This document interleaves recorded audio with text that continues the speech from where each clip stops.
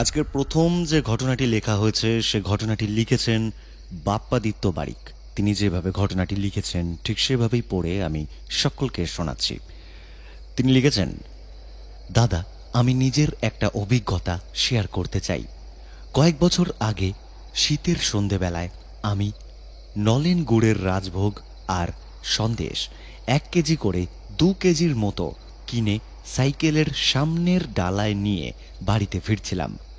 রাত্রে আমার এক বোনের জন্মদিনের অনুষ্ঠানের জন্য মিষ্টিগুলো কিনে আনছিলাম আমি।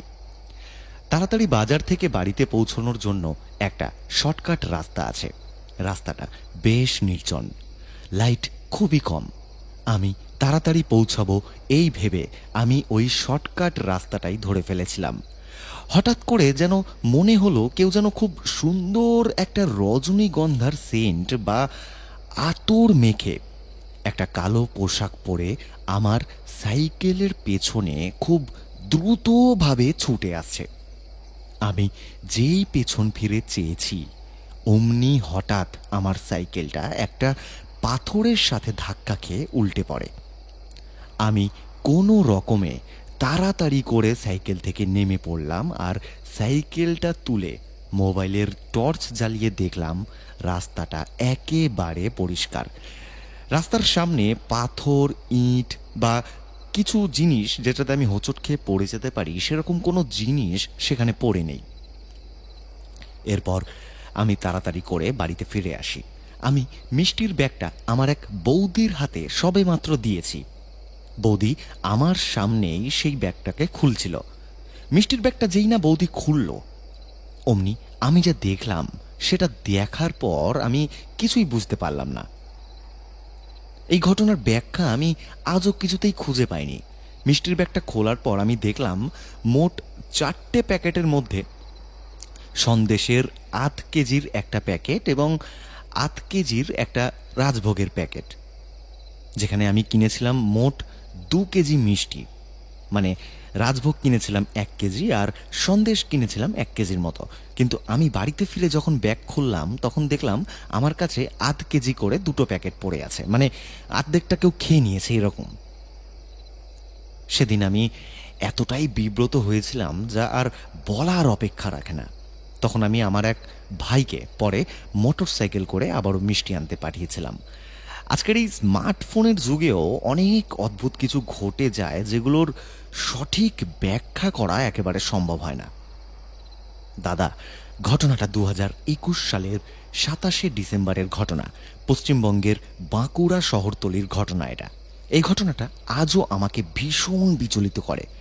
কোনো ব্যাখ্যা আমি আজও এই ঘটনার খুঁজে পাইনি। যে দোকান থেকে আমি মিষ্টিগুলো কিনেছিলাম সেই দোকানদার আমার কাছেই একটি ক্যারি ব্যাগে 4টে মিষ্টি ভর্তি পলিথিনের প্যাকেট ভরে দিয়েছিল। সুতরাং ভুল বোঝাবুঝির কোনো সম্ভাবনাই ছিল না। তাছাড়া রাস্তায় পড়ে যাওয়ারও কোনো সম্ভাবনা ছিল না। এমনিতেই আমি ভূত প্রেতে এসবে একদমই বিশ্বাস করতাম না, কিন্তু এই ঘটনাটা ঘটার পর এখন আমি যেন একটা অন্ধবিশ্বাসের রোগী হয়ে গিয়েছি। এসব ভূতপ্রেতে বিশ্বাস না করতে চাইলেও আমার মন আমাকে ঠিক বিশ্বাস করিয়েই ছাড়ে। কলকাতা হোক বা কলকাতার বাইরে কোনো শহরেই যখন আমি যাই তখন সুনসান পথ দেখলেই আমার কেমন যেন একটা অস্বস্তি বোধ হয়। সবসময় ওই রজনীগন্ধার গন্ধটা আমার নাকে আজও ভাসে, যেই রজনীগন্ধার গন্ধটা আমি ওই রাস্তায় পেয়েছিলাম ঘটনার সময়। দাদা, এই ছিল আমার ঘটনা। ঘটনাটি পড়ে শুনিও ভীষণ খুশি হব। ঘটনাটি কার কেমন লাগলো কমেন্ট করে জানাতে কিন্তু ভুলো না। চলে যাচ্ছি দ্বিতীয় ঘটনায়। ঘটনাটি যিনি লিখেছেন তার নামটা ঘটনার শেষে আমি বলবো। সময় নষ্ট না করে সোজা চলে যাব আজকের দ্বিতীয় ঘটনায়। ঘটনাটি ঘটে 2016 সালে। আমরা তখন ওয়ারলেস গেট নামক একটি জায়গায় থাকি। বাসাটা রোডের ওপরেই ছিল।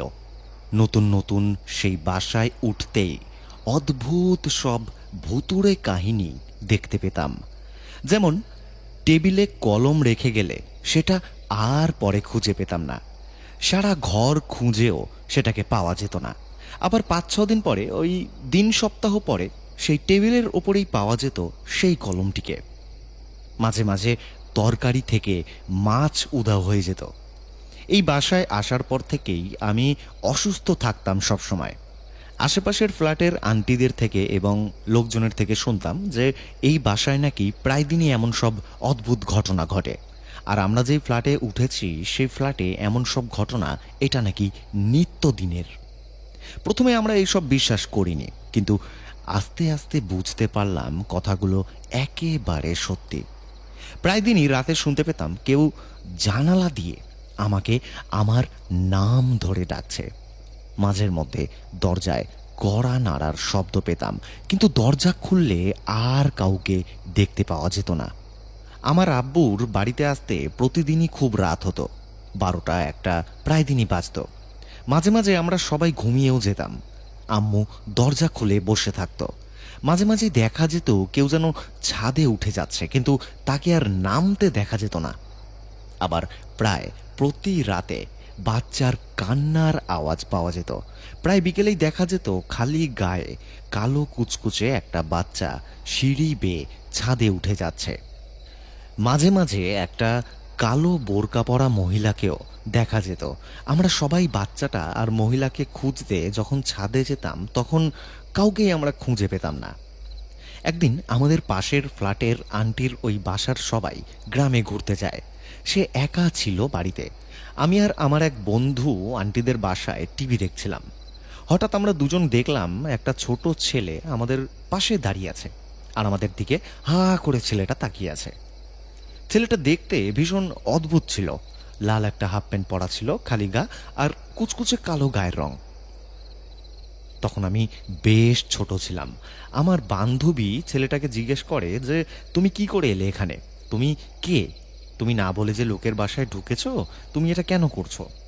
ছেলেটা কোনো কথা না বলে আমাদের দিকে হা করে তাকিয়েছিল। হঠাৎ কি মনে করে জানি না, আমি একটা চিৎকার করে আন্টিকে ডাক দিই। আন্টির পায়ের আওয়াজ শুনে ছেলেটা দ্রুত ঘর থেকে বেরিয়ে চলে যায়। এরপর সাথে সাথে আমার আম্মু ঘরে আসে। আন্টি আম্মুকে জিজ্ঞাসা করে যে আম্মু আসার সময় কোনো ছেলেকে বের হয়ে যেতে দেখেছে কিনা, কিন্তু আম্মু কাউকেই দেখেনি। তারপর আম্মু আর আন্টি ছাদে যায় এবং নিচে এসে সব জায়গায় ছেলেটাকে খোঁজাখুঁজি করে, কিন্তু কোথাও তাকে খুঁজে পাওয়া যায় না। এরপর আমি আরও অসুস্থ হয়ে পড়ি। শ্বাসকষ্ট হয়ে যায় আমার। দিনে দিনে অসুস্থতা বাড়তেই থাকে।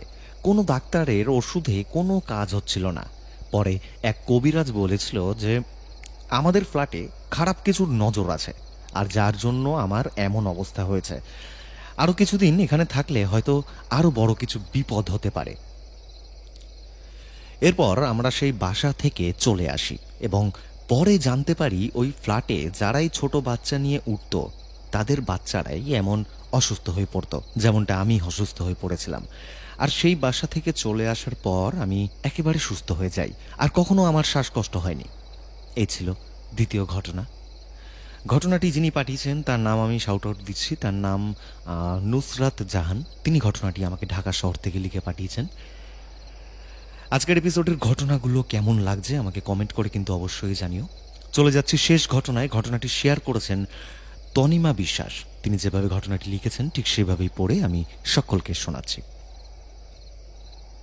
আজ থেকে 29 বছর আগের ঘটনা।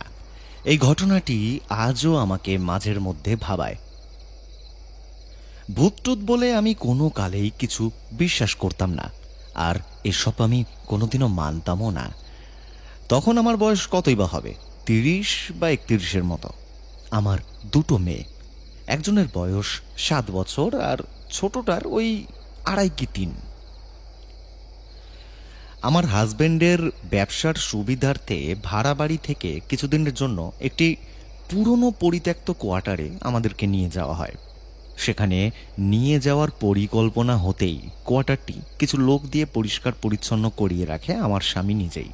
আমাদের নিয়ে যাওয়ার জন্য ওর কাজে নিযুক্ত হওয়া, মানে আমার স্বামীর সাথে কাজে নিযুক্ত হওয়া দুটি বাচ্চা ছেলেকে আমার স্বামী বাড়িতে পাঠায়। ওদের বয়স ওই 13 কি 14 বছরের মতো। আমি যখন দুই মেয়েকে নিয়ে ওদের সাথে যাচ্ছি তখন দেখলাম ছেলে দুটো আমার থেকে একটু দূরত্বে দাঁড়িয়ে দুজনের মধ্যে কিছু একটা ফিসফিস করে বলাবলি করছে। আমি জিজ্ঞাসা করলাম যে এই তোরা ওখানে দাঁড়িয়ে কি বলাবলি করছিস রে? ওরা সঙ্গে সঙ্গে থতমত খেয়ে বলল, ও কিছু না বৌদি, আমরা তো নিজেদের মধ্যে এমনি কথাবার্তা বলছি। ওদের মুখ চোখ দেখে তখনই আমার একটু মনে সন্দেহ জাগে। মনে হলো কিছু একটা ব্যাপার নিশ্চয়ই আছে। তো যাই হোক, শেষ পর্যন্ত গিয়ে পৌঁছালাম ওখানে, মানে ওই কোয়ার্টারে। জায়গাটা আমার একদমই পছন্দ হয়নি। কোয়ার্টারটা একদম নিচতলায় ছিল, আর পুরো জায়গাটা শুনশান একটা জায়গা ছিল। দেখলাম সেরকম ভালো মতো পরিষ্কারও করায়নি ঘরটা। জায়গা জায়গা ধুলো, নোংরা, ছোট ছোট শামুক মরে পড়ে আছে, চারিদিকে মাকড়সার জাল। এসব দেখে গা একেবারে শিউরে উঠছিল সেই সময়। আমি ওই বাচ্চা ছেলে দুটোকে দিয়ে আমার স্বামীকে ডেকে পাঠালাম।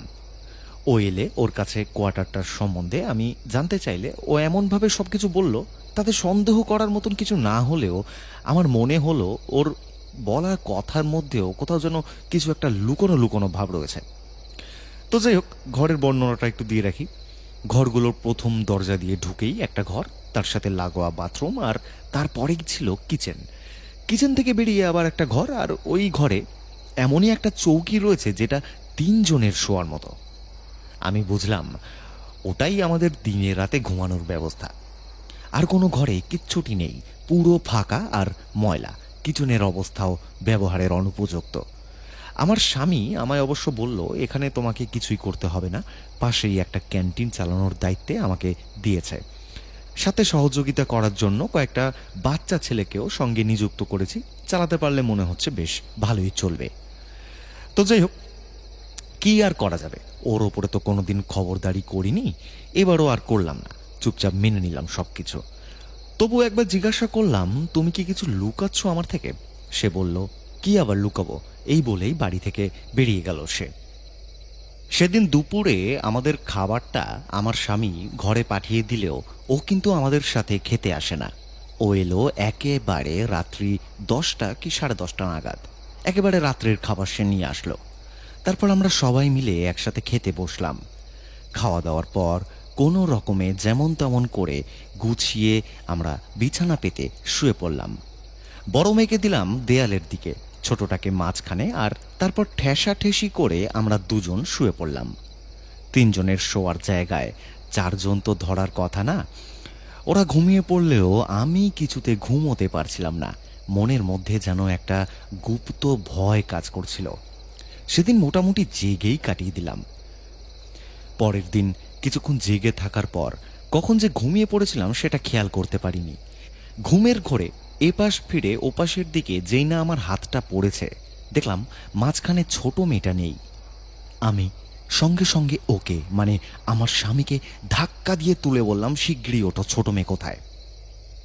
এরপর 2জনেই ধরপড় করে উঠে খোঁজাখুঁজি করতে শুরু করলাম। আমাদের ঘরে সেই সময় ঘুটঘুটে অন্ধকার। আমি কাঁদো কাঁদো অবস্থায় খাটের তলায় তাকিয়ে দেখলাম, খাটের তলায় একদম মাঝ বরাবর আমার মেয়ে একদম শটাং হয়ে, মানে সোজা হয়ে শুয়ে ঘুমিয়ে আছে। আমি মেয়েকে বের করে এনে ওকে বললাম, এর আগে কোনো দিনও তো খাট থেকে পড়ে খাটের তলায় চুপচাপ এরকম তুই ঘুমিয়ে থাকিস নে, তাহলে এখানে এমন কেন করলি তুই? আমার স্বামী একদম নিশ্চুপ, ওর মুখটা একেবারে থমথমে হয়ে গিয়েছে। সেদিন রাতে আর কারোরই ঘুম হয় না। এরপর 2 দিন বাদে ভোর 4টে 4:30 নাগাদ হঠাৎ আমার ঘুম ভেঙে যেতে দেখলাম আমার পাশে ছোট মেয়েটা নেই। আমি বাথরুম থেকে জলের আওয়াজ পাওয়ার শব্দে বাথরুমে গিয়ে দেখলাম বাথরুমের কল ধরে আমার মেয়ে একটা পুতুলের মতো দাঁড়িয়ে আছে। ওর বাবা, মানে আমার স্বামী, এই ব্যাপারটা দেখে একটু আনমনা হয়ে কিছুক্ষণ বসে রইল এক জায়গায়। তারপর খানিকক্ষণ বাদে ভোরের আলো ফুটতেই আমার স্বামী ঘর থেকে বেরিয়ে হাঁটতে হাঁটতে বেরিয়ে গেল। এই ঘটনার পরে সারাদিন আমার মাথায় নানান রকম চিন্তা ঘুরপাক খায়। আমি বারবার ভাবছিলাম কেন এমনটা হচ্ছে, কি কারণে এমনটা হচ্ছে। এসব চিন্তা বারবার আমার মাথায় ঘুরপাক খাচ্ছিল। এরপর আর কোনো রাতেই ঠিক মতো নিশ্চিন্তে ঘুমাতে পারতাম না। প্রায় রোজ রাতেই বাথরুমের কল থেকে জল পড়ার আওয়াজ পেতাম। আমার স্বামী আর আমি একদিন বাথরুমে গিয়ে দেখলাম কল থেকে তখনও ফোঁটা ফোঁটা জল পড়ছে। আমরা ভালো করে তাকিয়ে দেখলাম বাথরুমের ফ্লোরটাও একেবারে ভেজা রয়েছে। আমার স্বামী বলল, বিশ্বাস করো আমি সেরকম কিছুই জানি না এসব কেন হচ্ছে। এরপর আমি যখন দেখলাম আমার স্বামী কিছুই বলতে চাইছে না, তখন আমি ঠিক করলাম আমার স্বামীর সাথে যেই দুটো বাচ্চা ছেলে থাকে সব সময়, ওদের থেকেই আমি সব কথা বের করব। একদিন দুপুরে ওরা আমার বাড়িতে আসতে আমি জিজ্ঞাসা করি যে কেন হচ্ছে আমাদের সাথে এরকম, আমাদের এই বাড়িতে কিছু আছে কিনা। এই কথা জিজ্ঞাসা করাতে ওরা আমাকে বলে যে বৌদি, আমরা তো এসব কিছু জানি না, তুমি নীলুদাকে একবার জিজ্ঞাসা করো, নীলুদা এসব ভালো জানে। আমার স্বামীর ওই বন্ধু নীলুদার সাথে আমার আগের থেকেই পরিচয় ছিল। বাচ্চাগুলো নীলুদাকে আনলে আমি নীলুদার কাছে জানতে চাইলাম ওই কোয়ার্টারের বিষয়ে। নীলুদা প্রথমেই হেসে আমাকে জিজ্ঞাসা করলো যে কেন বৌদি, বিশ্বাসদা আপনাকে কিছু বলেনি নাকি? আমি না বলতে নীলুদা আমাকে বলল এটা বিশ্বাসদার একদমই উচিত হয়নি। এই বলে সে আমাকে বলতে শুরু করলো। সে বলল এই কোয়ার্টারে নিমাই বলে একটা ২৬-২৭ বছরের ছেলে থাকতো। ছেলেটা গ্রামের থেকে এসেছিল এখানে একটা চাকরি পাওয়াতে। দেখতে দারুণ সুন্দর আর বেশ স্মার্টও ছিল ছেলেটা। আর এই কোয়ার্টারেই ৪ তলায় একজন উচ্চ পদস্থ অফিসার তার ফ্যামিলি নিয়ে থাকতেন। ওনার এক শালি মাঝের মধ্যে এসে এখানে থাকতো। আস্তে আস্তে কিভাবে যেন নিমাইয়ের সাথে ওই ৪ তলার অফিসারের যে শালি ছিল তার ভাব জমে ওঠে। এটা জানতে পেরে ওই ভদ্রলোক প্রথমেই নিজের শালিকে অনেক বাধা দেয়।